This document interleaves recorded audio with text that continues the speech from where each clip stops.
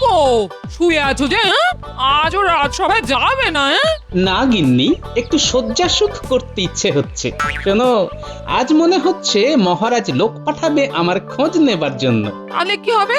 তোমাকে এইরকম শুয়ে থাকতে দেখলে কি ভাববে? শোনো গিন্নি, আজ যদি মহারাজের লোক আসে তুমি বলে দেবে যে আমি নেই, তীর্থ করতে গেছি, ঠিক আছে? রাজসভার চাকরি থাকলে হয়। রাজসভা থেকে আমাকে কেউ হটাতে পারবে না, এই বিশ্বাস আমার আছে গিন্নি।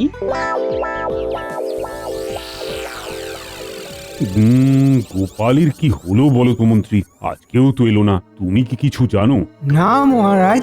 মহারাজ, আমার মনে হয় লোক পাঠিয়ে গোপালের খবর নেওয়া উচিত। তোর জন্য আমার মনটা কিরকম ছটফট করছে। ঠিক বলেছ বিজ্ঞানী, আমারও গোপালের জন্য মনটা কেমন করছে। প্রহরী, প্রহরী, শোনো প্রহরী, তুমি এক্ষুনি গোপালের বাড়ি যাবে, খবর নিয়ে আসবে গোপাল রাজসভায় আসেনি কেন। যথাজ্ঞা মহারাজ।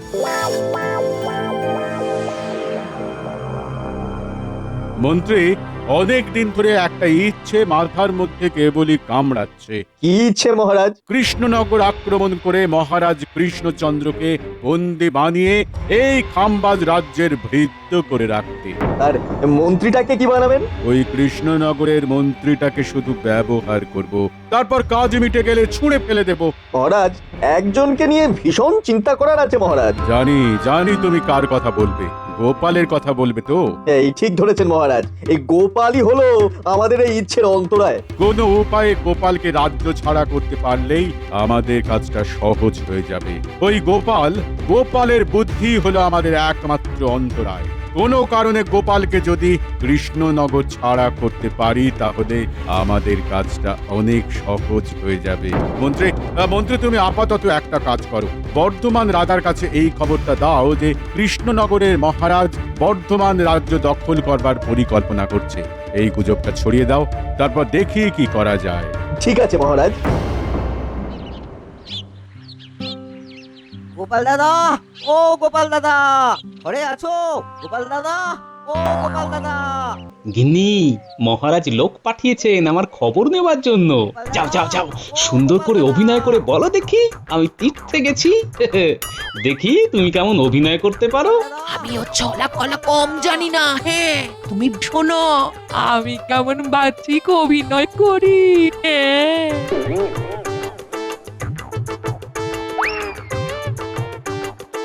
গোপাল দাদা, ও গোপাল দাদা, তুমি কি ঘরে আছো?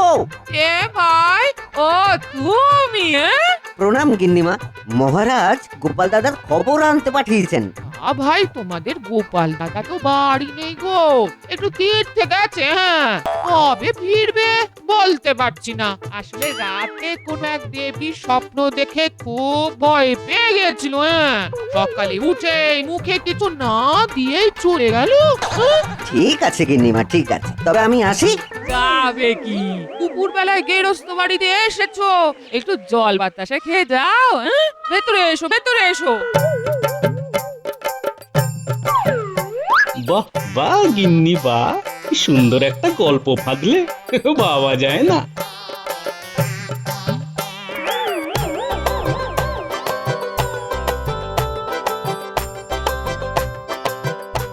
বোকা শোকা দেখতে হলে কি হবে, না আমার বউটা বেশ চালাক চতুর, ঘরের ভেতর ঢুকিয়ে প্রমাণ করে দিলে যে আমি ঘরে নেই।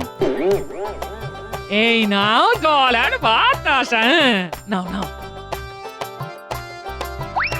প্রণাম গিন্নিমা।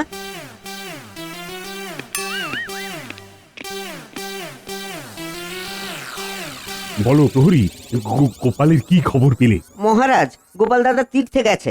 বাবা, কালে কালে কত কি হলো। গোপালও তীর্থে গেল। হরি, তুমি কি ঘরের ভিতর ঢুকে দেখেছিলে?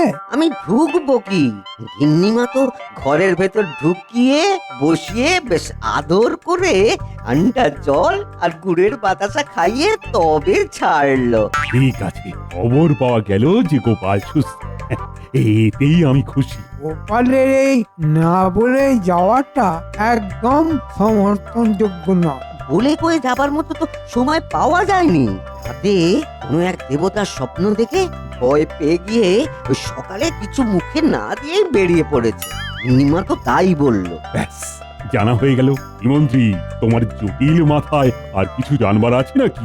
না মহারাজ, আর আমার জানার কিচ্ছু নেই।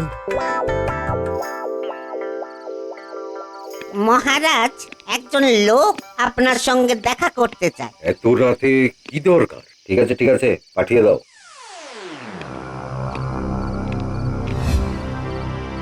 কি বলতে চাও বলো আগন্তুক। মহারাজ, একটা খবর দিতে এসেছি। আমি আসছি কৃষ্ণনগর থেকে। আমার নাম গজুপতি। কৃষ্ণনগর থেকে? মহারাজ কৃষ্ণচন্দ্র রায়ের শরীর কুশল আর মঙ্গল আছে তো? মহারাজ, সবাই ঠিক আছে, কিন্তু আপনি ঠিক নেই। আপনার বিশ্বাস সরলতার সুযোগ নিচ্ছে ওই মহারাজ কৃষ্ণচন্দ্র রায়। বলছো কি তুমি আগন্তুক? তুমি জানো কার সম্পর্কে তুমি কথা বলছো আমার কাছে? জানি মহারাজ, আর জানি বলে এই গুপ্ত সংবাদটা আপনাকে দেবার জন্য আমি সুদূর কৃষ্ণনগর থেকে এখানে এসেছি। আর ভাবতেও পারবেন না মহারাজ কৃষ্ণচন্দ্র রায় কি ভয়ঙ্কর ষড়যন্ত্র রচনা করেছেন। তুমি একটু খুলে বলো আগন্তুক। মহারাজ কৃষ্ণচন্দ্র রায় পরিকল্পনা করেছেন যে বর্ধমান রাজ্য তিনি আক্রমণ করবেন, এবং এই মর্মে কৃষ্ণচন্দ্র রায় সুবিশাল সৈন্যবাহিনী প্রস্তুত করে খুব শীঘ্রই বর্ধমান রাজ্যে প্রবেশ করবেন। আমি খুব বিশ্বস্ত সূত্রের খবরটি পেয়ে আপনার নিকটে এলাম। খবরের সূত্র বলতে পারবো না, ক্ষমা করবেন। তুমি তো আমাকে খুব সংকটে ফেলে দিলে। আমি বিশ্বাস করতে চাইছি না, কিন্তু তোমার কথার মধ্যে এমন কিছু আছে যে আমাকে বিশ্বাস করতে বাধ্য করছে। আমাকে আপনি বিশ্বাস করতে পারেন মহারাজ, আমি মিথ্যে কথা বলতে আসিনি। আমি আপনাকে সতর্ক করতে এসেছি। ঠিক আছে ঠিক আছে, আমি কালকে এই বিষয়ে ওই রাজসভায় আলোচনা করব। এখন তুমি বিশ্রাম নাও। প্রহরী প্রহরী, আগন্তুককে তুমি অতিথিশালায় নিয়ে যাও। মহারাজের জয় হোক। মহারাজ কৃষ্ণচন্দ্র রায়, তুমি বন্ধুত্বের এই দাম দিলে? ছি ছি ছি ছি ছি ছি ছি ছি ছি। তোমাকে তোমাকে বন্ধু ভাবতেও লজ্জা বোধ হচ্ছে। ঠিক আছে, তুমি যুদ্ধ চাও, আমি যুদ্ধের ময়দানেই তোমাকে সমুচিত জবাব দেব। রাত হয়েছে মন্ত্রী, গভীর রাত, খুব গভীর রাত। তোমার পাঠানো গুপ্তচর ঠিক করে কাজ করতে পারবে তো? গজুপতি খুব পরিকর্মা, আপনি কিচ্ছু ভাববেন না, ও এতক্ষণে ঠিক কাজ করে দিয়েছে। তার মানে বলতে চাইছো যে বর্ধমান রাজার কাছে এই খবরটা চলে গেছে যে কৃষ্ণচন্দ্র রায় বর্ধমান আক্রমণ করতে পারে? শুধু করতে পারে তাই নয়, মহারাজ করবে, এই কথাটাই বলতে বলেছি। আপনি শুধু সময়ের অপেক্ষা করুন। কাল কৃষ্ণনগরে গিয়ে গজুপতি ঠিক উল্টো কথাই বলবে, আর গোপালের সম্বন্ধে খবর নিয়ে আসতে বলেছি। এতদিনে তুমি সত্যি মন্ত্রী হবার পরীক্ষায় উত্তীর্ণ হয়েছো। এবার নিশ্চিন্তে নিদ্রা যেতে পারি। যাও মন্ত্রী, তুমি তোমার কক্ষে গিয়ে বিশ্রাম নাও, যাও। যথা আজ্ঞা মহারাজ।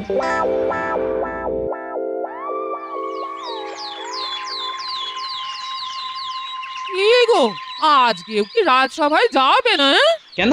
এই যে তোমার কাছে রয়েছি, তোমার কি ভালো লাগছে না? না, তা নয়। কাল রাজসভায় যাব, আজ শুয়ে শুয়ে ভাববো যে কাল কি বলবো। মাথাটারও বিশ্রাম প্রয়োজন। যাও তুমি কাজে যাও, আমি আমার বরাদ্দ শয্যা সুখ উপভোগ করি। প্রণাম মহারাজ, আমি বর্ধমান থেকে আসছি একটা বিশেষ খবর দিতে। আমার নাম গজুপতি। কি বিশেষ খবর? মহারাজ, কৃষ্ণনগরের ওপর ভয়ানক বিপদ ঘনিয়ে আসছে, তাই আগাম সতর্ক করতে চলে এলাম। বিপদ? ওরে বাবা! মহারাজ, মহারাজ খুব মন দিয়ে শুনুন। বর্ধমানের মহারাজ এই কৃষ্ণনগর আক্রমণ করবার জন্য প্রস্তুত হচ্ছে। এ কি কি বলছো গজপতি? এটা তো অবিশ্বাস্য। বর্ধমানের মহারাজ তো আমার পরম মিত্র। মিত্রতা মিত্রতা শত্রুতাতে পরিণত হতে বেশি সময় লাগে না মহারাজ। চিরস্থায়ী বন্ধু বলে তো কিছু নেই। তুমি কোথা থেকে খবর পেলে আগন্তুক? খবরের উৎস তো বলা যাবে না মন্ত্রী মশাই, তার কারণ আমাকে আরো খবর জানতে হবে। যিনি আমাকে এই খবরটি দিয়েছেন তার নাম গোপন রাখতে বলেছেন। কি ভয়ঙ্কর আকান্তরে পড়লাম রে বাবা! সেনাপতি নেই, গোপাল নেই, কার সাথে আলোচনা করব? মহারাজ, আপনি চিন্তা করবেন না। এখন আমাদের কাজ হলো আমাদের সেনাকে যুদ্ধের জন্য তৈরি রাখা আর খবরের সত্যতা সম্পর্কে সঠিক তথ্য নেওয়া। এই কি বলেছো বিজ্ঞানী? হ্যাঁ, আমাদের সেনাদের সাহস আর বীরত্ব নিয়ে কোনো কথা হবে না মহারাজ। আমরা যদি সীমান্তে দাঁড়িয়ে হাঁচি, সেই হাঁচির দাপটে বর্ধমান রাজ্য কেঁপে যাবে। হ্যাঁ, ঠিক বলেছো, ঠিক বলেছো। আগন্তুক, তুমি আমাদের অতিথিশালায় বিশ্রাম নাও। আমরা তোমার উপর খুব খুশি হয়েছি। প্রহরী, আগন্তুকে নিয়ে যাও। কি ভাবছেন মন্ত্রী মশাই? একটা সুযোগ এসেছে হাতে, সেই সুযোগটা কাজে লাগাতে হবে। সে সুযোগ? গোপালের অন্তর্ধান এবং বর্ধমান রাজার আক্রমণের হুমকি, এই দুটোকে মিলিয়ে দাও। আমি বুঝে গেছি, আমার মাথায় একটা দারুণ বুদ্ধি এসে গেছে। গোপালের এই তীর্থযাত্রা আর বর্ধমান রাজার হুমকি আমার মাথা খুলে দিয়েছে। কাল রাজসভায় দেখবে আমার খেলা। আর বলে দিলে ভালো হতো। না, তোমাদেরও তো চিন্তা শক্তি আছে। আজ রাত ভাবো, যদি না পারো তো কাল রাজসভায় শুনে নিও। এখন চললাম এক ঢিলে দুই পাখি।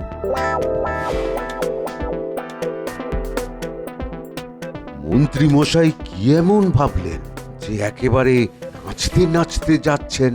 আর মানে এমন কিছু ভেবেছেন যে এক ঢিলে দুই পাখি মারবেন? একটা তো গোপালের অপসারণ, আর অপরটা কি হতে পারে ভাবতে হবে।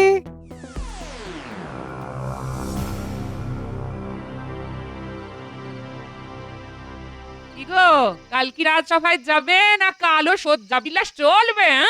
বাহ বাহ বাহ বাহ বাহ, ভালো বললে তো।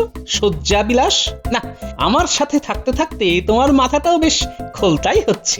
না, কালকের দিনটা রাজসভায় যাব না, কিন্তু কেউ যদি এসে খবর নেয় তাহলে বলবে ওই আজই তীর্থ থেকে ফিরেছি, পথশ্রমে ক্লান্ত, ব্যাস তাহলেই হবে। এই 4 দিন তুমি কোনো কাজের কাজ করলে না, শুধু শুয়ে বসে কাটালে। হ্যাঁ, আর এই শুয়ে বসে থাকাটা একটা কাজ গিন্নি। তাতে তাতে তাতে মাথার জটগুলো খুলে যায়। আর গিন্নি, এই সময় এই তাজা কুড়মুড়ে মুড়ি আর আখের গুড়ের বাতাসা কাটিয়ে দিল সব হতাশা। মরণ।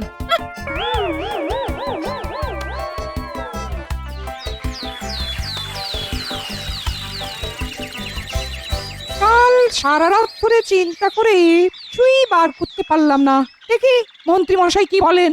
মহারাজ, আমি আজ এমন একটা কথা বলবো যেটা শুনে আপনি বিস্ময়ে হতবাক হয়ে যাবেন। কি কথা মন্ত্রী মশাই? আরে তাড়াতাড়ি বলো, তাড়াতাড়ি। আমি একটা বর্ধমান রাজার ধাক্কায় তো টলমল করছি। এবার যে কথাটা বলবো সেটা শুনে ধরাশায়ী হয়ে যাবে। মানে? মহারাজ, গোপালের তীর্থযাত্রা সম্পর্কে খবর এসেছে। গোপাল বর্ধমান রাজার কাছে তীর্থযাত্রা করতে গিয়েছিল। মানে মানে কি বলছো বলো তো তুমি? আপনি যেটা শুনলেন নিজের কানে, এই ষড়যন্ত্র মানে কৃষ্ণনগর আক্রমণের এই ষড়যন্ত্র গোপাল এবং বর্ধমান রাজা বসে তৈরি করেছে। এই যে অবিশ্বাস্য! আমার কাছেও অবিশ্বাস্য ছিল মহারাজ, কিন্তু কাল রাতে আমার কাছে দুজন ব্যাপারী দেখা করে এই কথার সত্যতা জানিয়ে গেছে। ওরে বাবা, এ তো মোক্ষম চাল চেলেছেন মন্ত্রী মশাই। এক চালেই তো ইস্তিমাত। আপনি এক্ষুনি গোপালের বাড়ি লোক পাঠান মহারাজ। কিন্তু গোপাল তো বাড়ি নেই। কাজ তো হয়েই গেছে, এখন তো ফিরে আসতেও পারে। ঠিক আছে, তুমি ঠিকই বলেছ। প্রহরী, তুমি এক্ষুনি গোপালের বাড়ি যাও। গোপাল থাকলে নিয়ে এসো। বলবে মহারাজ জরুরি তলব করেছেন। যথাজ্ঞা মহারাজ।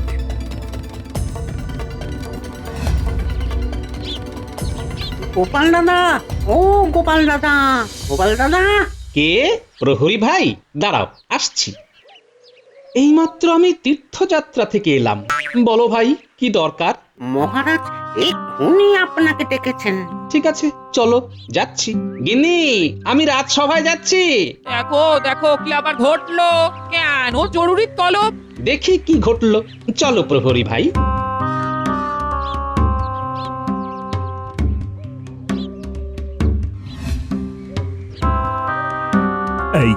এই তো গোপাল এসে গেছে। প্রণাম মহারাজ, আজই এলাম, পথশ্রমে একটু ক্লান্ত।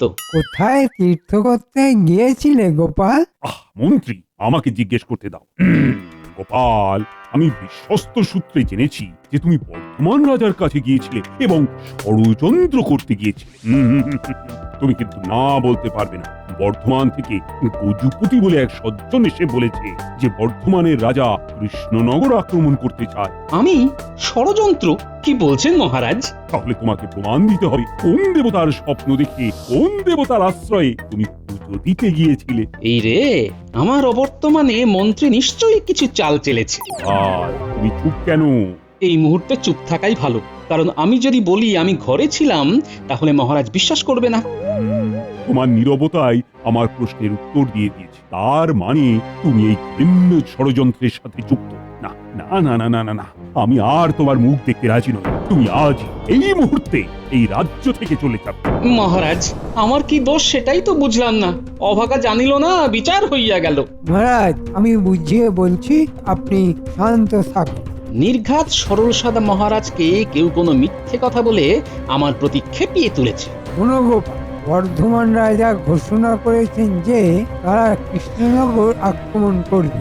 একজন শুভানুধ্যায়ী এসে সেই খবর দিয়ে গেছে এবং আমার কাছে খবর আছে যে তুমি এই ষড়যন্ত্রে আছো। তুমি চলে যাও গোপাল। বেশ বেশ মহারাজ, আপনাদের যখন তাই ইচ্ছে আমি চলে যাব মহারাজ। কেউ চলে যায় ভালো থাকার জন্য, যেমন গোপাল, আর কেউ থেকে যায় ভালো করার জন্য, যেমন আমি। প্রণাম মহারাজ, আমি আসি। বেচারা গোপাল, ওকে মন্ত্রী ইচ্ছে করে ফাঁসিয়ে দিল। আমি এখন মুক্ত মহারাজ। এতদিনে আপদটা বিদে হল। ঝিনুকের মধ্যে যে বন্দি সে নাকি মুক্ত।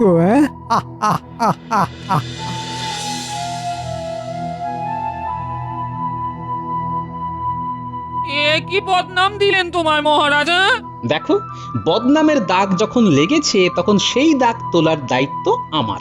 গিন্নি, একটা গুজব রটেছে বুঝলে, আর সেই গুজবে মহারাজ কান দিয়ে নিজের সর্বনাশ করতে চাইছেন। আমি এখন চললাম, তুমি এখানে থাকো, আমি ঠিক 3 দিন পর ফিরে আসব। সে কি, তোমাকে তো কৃষ্ণনগর থেকে তাড়িয়ে দিয়েছে?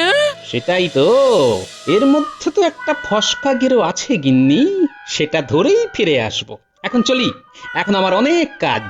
বর্ধমান মহারাজের কাছে যাব, কিছু উপহার কিনতে হবে, আর কেউ যদি জানতে চায় তাহলে বলবে ওই গোপাল যেদিকে দু চোখ যায় সেদিকে গেছে, বুঝলে? বুঝলাম।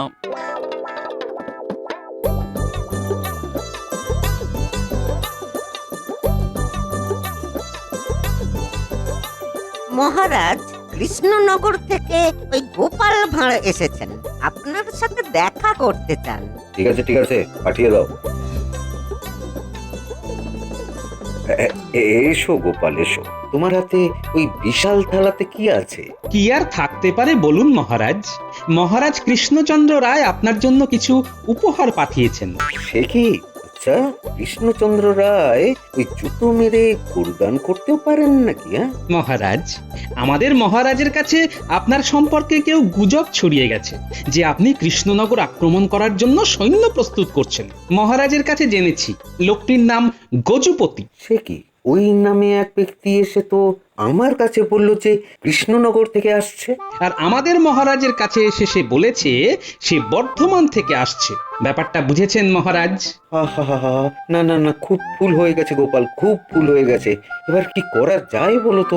মহারাজ, আপনিও উপহার পাঠিয়ে মহারাজের সঙ্গে বন্ধুত্ব করে নিন। একদম ঠিক বলেছেন মন্ত্রী মশাই। তার সাথে একটা পত্র লিখে দেব, আর মহারাজকে বলবে পত্রটি মনে মনে পড়তে, আর এই সব উপহার তুমি নিয়ে যাবে মন্ত্রী। যথাজ্ঞা মহারাজ। গোপাল, তুমি আজ বিশ্রাম নাও, কাল মন্ত্রীর সঙ্গে তুমি তোমার কৃষ্ণনগর ফিরে যাবে। আপনার জয় হোক। মহারাজ, গজুপতিকে একটা বিশেষ উপহার দিতে হবে। আমার জন্য চিন্তা করতে হবে না, আমার চিন্তা করবে খাম্বাজ রাজ। যাক, আমাকে যে কাজ দেয়া হয়েছিল সেটা ঠিকভাবে করতে পেরেছি। আপনার শুভ হোক। গজপতি গোপালের আসনে বসবে। এই ঠিক আছে? দুদিন পরে তোমার ওই সিংহাসনটাও থাকবে না। আপনার খুব কৃপা মহারাজ। মহারাজ, ওই বর্ধমান রাজার মন্ত্রী এবং গোপাল দুজনই আপনার সাক্ষাৎ প্রার্থী। মানে ঠিক আছে, ওকে আসতে দাও। তারপর রাজাজ্ঞা পালন না করার জন্য গোপালকে কারাগারে নিক্ষেপ করবে। আপনার জয় হোক মহারাজ। তোমার এত সাহস যে তুমি আমার আদেশকে বুড়ো আঙুল দেখিয়ে ফিরে এলে। আমি তো আপনার আদেশ পালন করেছি মহারাজ। আমি তো চলে গেছি। আপনি বলেছিলেন এই রাজ্য ছেড়ে চলে যেতে, কিন্তু মহারাজ ফিরে আসতে তো বারণ করেননি। বলেছে গোপাল তো ফিরে এসেছে। মহারাজ, বর্ধমানের মহারাজ আপনাকে পত্র পাঠিয়েছেন। মহারাজ, আপনার উপহার আমরা গ্রহণ করেছি। এবার আমাদের উপহার আপনি গ্রহণ করুন। এই গজপতি আমাদের কাছে আপনার সম্পর্কে জানিয়েছিল যে আপনি আমাদের রাজ্য আক্রমণ করতে চান। সে কি গজপতি, তুমি আমার সম্পর্কেও বলেছ? কই, আমি তো এই ধরনের কোনো কথা বলেছি বলে মনে পড়ছে না। আমি তো জানি আপনি বলেননি। আপনি বলতে পারেন না, কারণ আপনি তো একটা কথাই বলেন, যুদ্ধ নয় শান্তি চাই। এবার তো নয় শুলে চড়বো, নয় কারাগারে ঢুকবো। আগে ভাগে ক্ষমা চেয়ে নি। মহারাজ, মহারাজ, এ খামবাজ রাজার কাজ, আমি নিমিত্ত মাত্র। নিমিত্ত হও আর যাই হও, তুমি গুজব ছড়িয়েছিলে মহারাজ। এই গুজব ছড়ানোর জন্য এই পাজি লোকটার শাস্তি হওয়া উচিত। জয় হরি, এই গজপতিকে কারাগারে রেখে এসো।